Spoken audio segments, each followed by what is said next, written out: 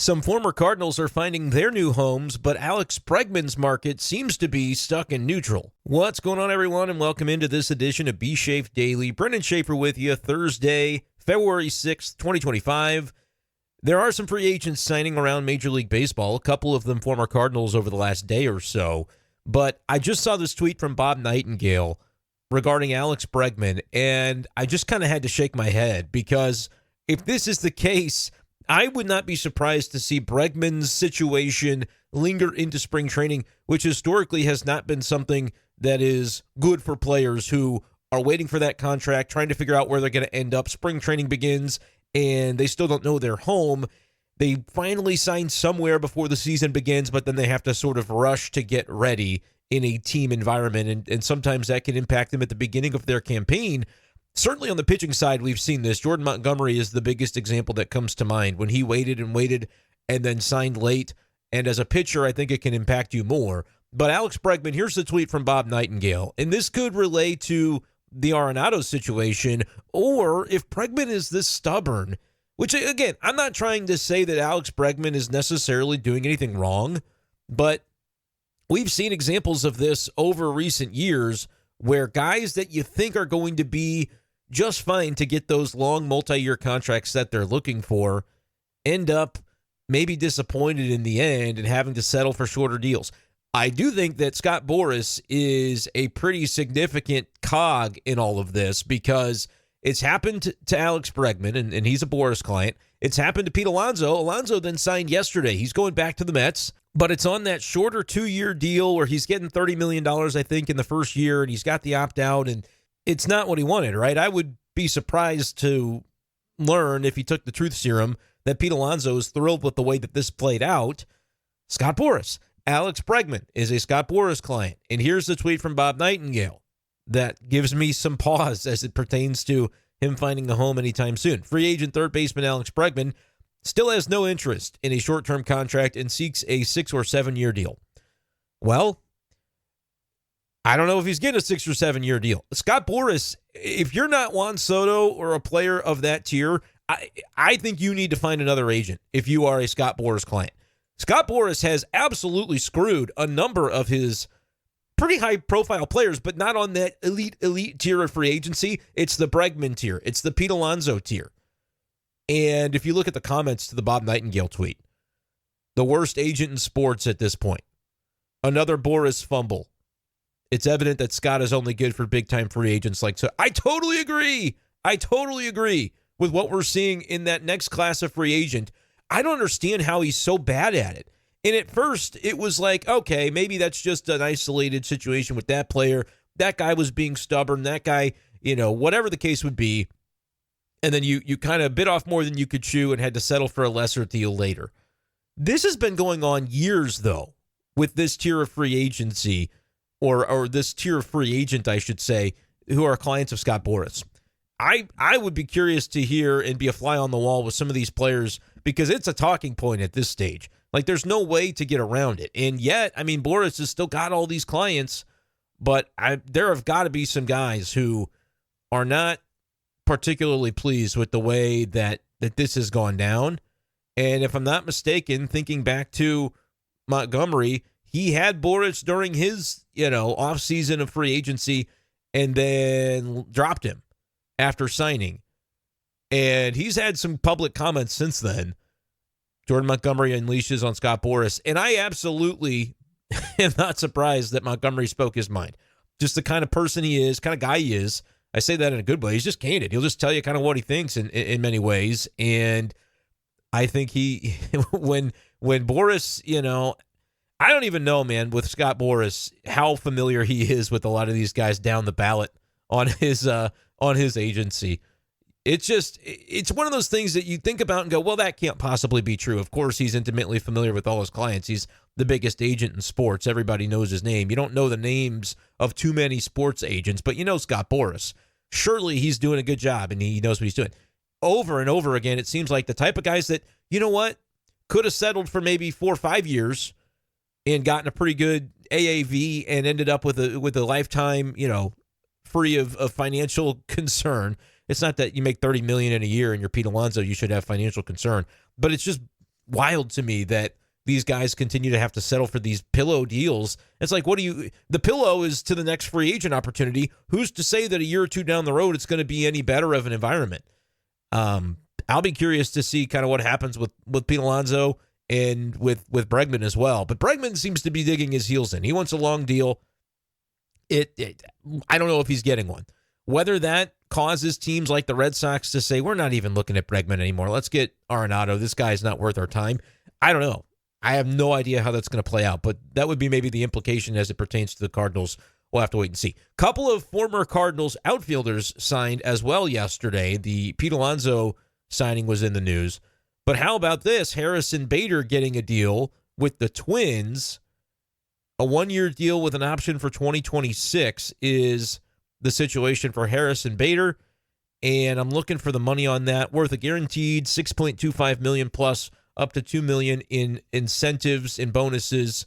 And that's according to Matthew Leach, who's now the new Twins beat writer. Used to, of course, be the Cardinals writer back in the day. So that's kind of cool. And he'll be in the American League. However, there is another former Cardinal outfielder, recent former Cardinal outfielder, in fact, who is signed back in the National League Central Division, and that's Tommy Pham, signing with the Pittsburgh Pirates for about $4 million, a 1-year deal, if I'm not mistaken on that. Alex Stump with MLB.com, reading from his story, $4.025 million was the reported arrangement for Tommy Pham, who turns 37 years old next month. That's an interesting one because you don't really picture the Pirates being the team to, add a veteran piece to push them over the top. I know the Cardinals aren't probably projected to finish especially well in the NL Central this season. And there were some rumors and reports, kind of rumblings yesterday about the Cubs potentially being in on Alex Bregman. And, they've already added Kyle Tucker this offseason. I think the Cubs right now are well positioned to be able to challenge the Brewers, who are they're the de facto choice, I think, for the top of the division since they won it last year. They're the incumbents, so you have to respect that a little bit. And I don't think the Brewers have gotten particularly worse this offseason. Devin Williams, they trade away, but they add Nestor Cortez to their rotation to kind of beef up there as part of that deal. And Williams missed half of the season last year anyway. So I don't know that the Brewers are suddenly looking like a much of a different team. They're going to be pretty solid again this year, you have to figure. Cubs, they're making some moves so far this offseason in a way that Cardinals fans could only dream of. The Reds, I always think, are interesting because they've got probably the best crop of young and ascending talent in the National League Central, all kind of coming together at one time. We'll see, especially on the pitching side, if they can hold it together 1 through 5. They did trade for Brady Singer. Jonathan India will be less in Cardinals fans' lives this summer, which he's always kind of a pesky guy to play against, I feel. You'll see him when the Cardinals and Royals meet up for the I-70 series because India probably going to be their leadoff hitter as part of that Brady Singer deal. So the Reds have, I think, a very interesting ceiling. I said it last year, and I still kind of think it's applicable that the Reds maybe have one of the highest ceilings in the NL Central, but I could also see them just kind of not being able to put it together. But they might be very dangerous this year. Hunter Green, pretty good ace line starter, I think, that could potentially really come into his own. And they've got other guys. Matt McClain missed a bunch of time last year. He's a really good player. Spencer Steer is coming into his own. Ellie De La Cruz, obviously. So the Reds are interesting. The Pirates, though, are that team where you're not really sure if they've got enough to make it worthwhile to spend some money in free agency.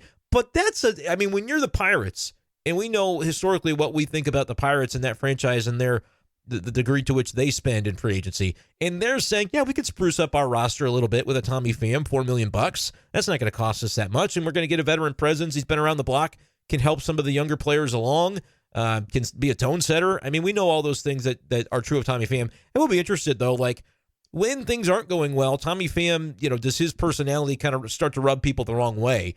In the Pirates, if they're a team that's not expected to contend, how does that end up playing? And is he somebody else that's on the move at the deadline? If he's having a decent enough season, I wouldn't be surprised at all to see Tommy Pham maybe end up on the trade block once again, because he just seems like kind of a mercenary guy, traveling the lands, trying to find his World Series ring, was in the World Series with Arizona a couple of years ago, jumped on board with the Cardinals for about a month, and then it was off to Kansas City because they had a better chance to make the playoffs at that point. So he's just trying to find that ring. Not going to find it with Pittsburgh, but maybe it lands him in another position to, be dealt in July and have a shot at another postseason. but he makes $4 million. I mean, Tommy Pham's going to sign for whatever he can get, and I think with Pittsburgh too, you could see an opportunity for Tommy Pham to garner some playing time. They've got Paul Skeens, they've got O'Neal Cruz. Let's try to pull up the Pirates roster here because that's kind of the forgotten team a little bit in the NL Central when you think about the contenders over the years. But they're still building that thing over there, and they've got some interesting pieces. But you look at their roster, and there's a lot of names that you just kind of go, okay, maybe I've heard of him, but not really. Jared Jones was a good starter for him. Like, what I will say for the Pirates, you could see a world in which their rotation, if it stays healthy, could be the buoying force of that roster. Jared Jones was a breakout player last year for them in their rotation. Mitch Keller's a really good arm. I just traded him away in fantasy baseball last night, and I already kind of regret it, but I have too many players on my roster, so I had to trim down. Anyway, Paul Skeens, it's obviously you're going to get a full dose of him this season. Got him in a fantasy league somehow. I was very happy. Thank you. Shout out to Travis for that trade. But that's like a frontline 1, 2, 3 that is legitimately you're cooking with something there. Johan Oviedo's still around. They've got a couple of nice pieces in their bullpen. Who's going to end up being the rotation arms to round it out, I think, in the top 5 for Pittsburgh could end up determining how far they go this season. But I'm looking at their squad, and I'm surprised to the extent that I kind of like it. Braxton Ashcraft is on their 40-man roster. He had some good numbers in the minors last year. We'll see if they end up maybe giving him a look in spring. I'd have to dig a little bit deeper into what the consideration of their depth chart is. But what do you guys think about the Pirates this year? I mean, we know there aren't a lot of expectations surrounding the Cardinals. I tend to think the Cardinals will be better than people at first blush believe. But when you talk about a rotation, like let's compare the Cardinals rotation to Pittsburgh. Paul Skeens, Mitch Keller, Jared Jones, guaranteed to be better than the Cardinals' top 3, I think. Sonny Gray, Eric Fetty, Palante is maybe the Cardinals' top 3 right now. I'm taking the Pittsburgh group. And Bailey Falter, Oviedo are listed as the 4-5, at least on MLB.com. Kind of a rough draft of a depth chart. The Cardinals, maybe you like the Cardinals 4-5 better if it's Michaelis and Matz. Maybe a lot of people that listen to this YouTube channel are very down on those players, so you probably would not look too kindly. But I don't think Bailey Falter or Oviedo are necessarily blowing anybody away. But the top 3, like that's something that can carry that team. And offensively, Joey Bart, Henry Davis, I mean, they've got some young players on the catching side. Infield is always kind of a work in progress. I'm looking through Triolo, won a Gold Glove last year. He's a guy that moves around. Cabrian Hayes had a very down year offensively. I thought he'd come in last year and look a lot better. They brought Adam Frazier back. They're kind of filling in the gaps. Isaiah Kiner-Falefa on that team. You've got O'Neal Cruz. Now, O'Neal Cruz on their official depth chart, I need to look at this, is listed as outfield. And he's changing positions and moving to center, which I guess that actually happened last summer, but this is going to be a first full run of it. That's interesting now because they brought McCutchen back. They got Brian Reynolds. He got Jack Sawinski. He can be more of a DH type. Their outfield, O'Neal Cruz, McCutchen, Brian Reynolds, and Sawinski, from an offensive standpoint, that's actually pretty good. Line that up against the Cardinals when it comes to Newt Barr, Jordan Walker, Ciani, and Burleson as a 4 versus 4. You might even, what do you think offensively, Cardinals fans? Are you taking Newt Barr, Walker, Burleson, and let's assume Ciani? Maybe you think it's going to be Victor Scott. Are you taking that foursome that kind of figure into the outfield/DH category over O'Neal Cruz, McCutchen, Brian Reynolds, and Sawinski? I think offensively, there's a case to be made for the Pirates group. Now, defensively, I'm probably leaning Cardinals when it comes to the center fielder. I don't think that anybody on the Pirates is going to be Ciani in center field. Maybe O'Neal Cruz, athletic, is going to be able to get it done. How often do you see a 6'7" center fielder, though? That's going to be interesting. And like I said, late last season, that was a switch that happened. Cardinals were sort of fading out, so I maybe wasn't as locked in on the inner workings of the Pirates in September last year. But that's one that's going to be interesting. Isaiah Kiner-Falefa, maybe he'll play short. He's a pretty good defensive shortstop. Nick Gonzalez still around there. Nick York, another infielder that can move around. The Pirates are interesting, and now they've added Tommy Pham, obviously, is the report. I guess they haven't officially announced that yet. And so maybe not as much playing time for Tommy Pham as I initially had thought when I was reading through the $4 million contract. But it's good depth for sure. And maybe they've got another trade in the offing. They've also got Josh Palacios, Richie's brother, listed as an outfielder. So we'll see there with the Pirates. I don't know. Their bullpen's not a ton to write home about, and I know this has kind of turned into a breakdown of the Pirates, but let's be real. They're a team that's actually making some moves right now. Cardinals haven't. So we're kind of looking ahead to where the Cardinals could slot into the NL Central. If you had asked me, I would have probably, slotted it out with the Pirates finishing in last place. I don't know that that's necessarily a locked and loaded guarantee, because they have maybe a little bit more talent than I had initially realized. But it's always about, okay, you like these names, but can they prove themselves? Pirates haven't been dreadful the last two seasons. They've won the same amount of games in both years, 76 and 86, the record. Would I take over under 75.5 or 76.5? I might take over. I might see the Pirates getting to 78, 79 wins, maybe even pushing 80. And look, if Skeens is going every fifth day and he wins a Cy Young, and he had a rookie season that I think puts him on track to be able to vie for that award, yeah, you're talking about a Pittsburgh team that might not be as bad as people think. So that's not going to make any Cardinals fans here happy, right? Like, where's the upside right now going into this Cardinals season? The upside truly to me is based in a lot of guys that you look at and say, what were his numbers last year? Dreadful. What is the chance that he turns into a star player this year? Well, on paper, you're going to say the median expectation is not very high. But I think there's upside attached to a Nolan Gorman. There's risk too, but I guess you don't really classify it as risk anymore when you're not a team that's billing itself as one that's going to make the playoffs. And again, that's not what's happening inside the clubhouse. That's not what's happening for the players, the coaches.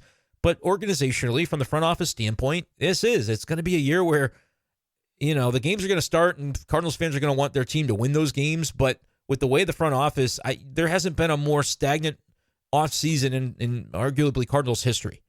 They had one thing they were trying to do. It was trade away one of their best players, or at least their biggest name players, and they haven't even been able to do that. So it's beyond apathy at this point. And there's a danger in that if you're the Cardinals, but I also think there's an element of they're never going to win the headline of this offseason. They know that because of the way that they are approaching it.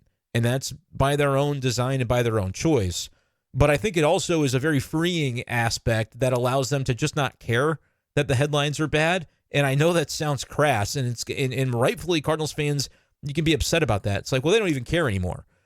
I think it's more that they don't care from a perspective of they know they can't win the headline game with anybody. They know that any headline posted about the Cardinals right now, the comments are going to be negative. People are going to be fed up. They're lucky if people are still fed up, because I think it could border on into apathy. But then you know what's going to happen. Spring training is going to start. Lars Nootbaar batting practice is going to happen. Jordan Walker batting practice is going to happen. Mason Wynn is going to be doing fielding drills. Then they're going to play games. And then the real games are going to start. They will have to win some games early, I think, to keep people engaged. And there is a real world where this rotation, you kind of look at it on paper and you go, there's not a lot of upside here that really gets you excited. And if the floor case happens for 4 of the 5 starters, or heaven forbid somebody gets hurt in spring, you really could be talking about one of two paths for the Cardinals. The left fork in the road is do what you've done in the past, and it's a guy like Liberatore. We're going to start him, or we're going to start Zach Thompson, or we're going to start, we're going to roll with some of these options that they had nice springs, so we're going to see what it looks like. And then those guys come back, and they're in that rotation role, and again, it doesn't pan out. It's going to be similar to last season's, and you're going to have that feeling of, oh, here we go again. The right fork in the road is Quinn Matthews has a great spring, or Tink Hence has a great spring, and Cardinals fans are going to be going, you owe us this much. You owe us to do something a little bit bold and elevate a younger player that's truly like on that prospect trajectory. Or suddenly Gordon Graceffo is just ripping it in the spring, and you're like, you owe us going Gordon Graceffo over, well, we think it's a little bit of a safer thing to go Zach Thompson, because if he flames out, we're not as worried about, him being as much of a significant part of our future. We're going to wait on the Graceffo. We're going to wait on the McGreevy. We're going to wait. And I don't think that's going to be the way they handle McGreevy. But we're going to wait on, like, what if Quinn Matthews goes to spring and he's just unbelievable? He's Skeens-esque, and I'm not saying he's going to be. Skeens is one of one on this planet right now. But Quinn Matthews had a hell of a season last year, moving through the 4 levels of the minor league system. What if he comes in the spring and there's a video goes viral of him striking out the 1, 2, 3 of the Mets batting order or something in Port Lucie? Like, there's, he strikes Alonso out swinging. And we're like, Quinn Matthews is ready. What's going to happen then? Do the Cardinals try to play the conservative angle that they've done for many, many years, but do that in a season where they're also saying we're switching things up again? My guess is it's still largely the same people in charge of the organization. They're not going to rush Quinn Matthews into a season where they don't really have high expectations to win. But is it a case where Cardinals are at 500 to end April? In May, they're a couple games above 500. The Central, nobody's running away with it. And Quinn Matthews is lighting up AAA. There's an injury. Steven Matz goes down. Steven Matz had a 4.5 ERA. He was holding his own, but he has his injury that he often comes up with. Who do you go with? Do you go with Zach Thompson, who's been pitching in AAA? I'm building hypotheticals out for you. He's in AAA, and he's got a 4.28 ERA in AAA. You're like, well, that's serviceable. He's got big league experience. He's on the 40-man. Bring him up. Or do you go Quinn Matthews, who's got a 1.6 ERA in AAA, and he's got a huge strikeout-to-walk ratio, and the Cardinals are in the mix, and you want to inject some life to the fan base?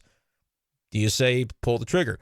I'll be very curious to see with some of those decisions, if the players force their hand, if the Cardinals try to drop a carrot or two to the fan base that historically they're a little bit more cautious and conservative with. And look, you might say, no, this year's about development. Don't rush a guy.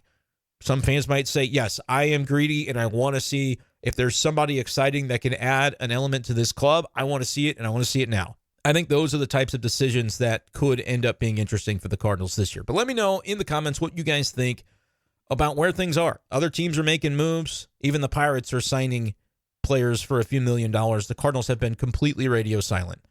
And are you apathetic, or are you angry, or what's the emotion? That's a terrible question to have to ask a week away from spring training. I do think people will turn the corner and there will be excitement for baseball in St. Louis. But right now, I can even tell with just like the numbers on videos and people's views. And we like to talk Cardinals every day, but sometimes people are like, enough. I just gotta lay out of it for a little bit, because it's just not really doing it for me. Like the fandom is supposed to be about enjoyment, and it's supposed to be entertaining to me, and I'm just not interested. Take the temperature of Cardinals fans. What's your pulse right now on where things are when you see even the Pirates are making moves? Harrison Bader's going to the Twins, another team that really hadn't spent in the offseason. And even they're going, all right, let's tidy up our roster a little bit. I mean, this Cardinals bench, we talked about the bench yesterday, and you can go back and listen to that on the podcast feed on b-schaeff Daily on Spotify, or check it out on the YouTube channel. It's kind of like, yeah, Matt Koperniak, maybe, like, there's not a lot that you feel is locked and loaded right now, which is maybe a good thing because it offers opportunity.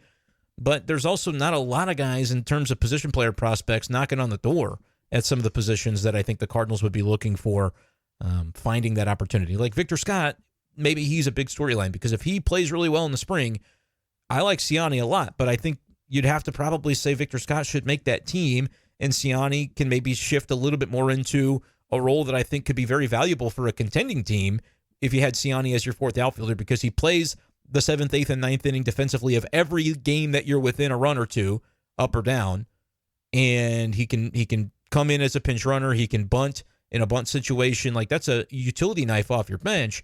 But I also think Mike Siani looks at himself and says, I'm an everyday player, and I can prove it by just upping those numbers offensively a little bit. But Victor Scott's got, big eyes for what he's looking to do this season. So, like, that's interesting. There are some compelling battles on this roster.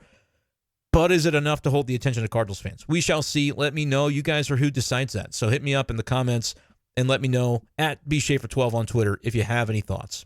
Continuing to solicit potential brand partnerships. If you've got a business and you like B-Schaeff Daily, you like the Cardinals, and you want to be involved with our Sights and Sounds series through spring training, where we post the raw video of the workouts and things going on behind the scenes at Cardinals camp, let me know at b-schaefer12 on Twitter or b-schaefer12 at outlook.com. That's going to do it, though, for this edition of B-Schaeff Daily. Appreciate each and every one of you who listen to the show every day. Thank you guys so much for your support. You can check out the memberships tab on the YouTube channel in the video description below if you would like to support us in that regard. But until next time, this has been the latest episode of B-Schaeff Daily. Peace!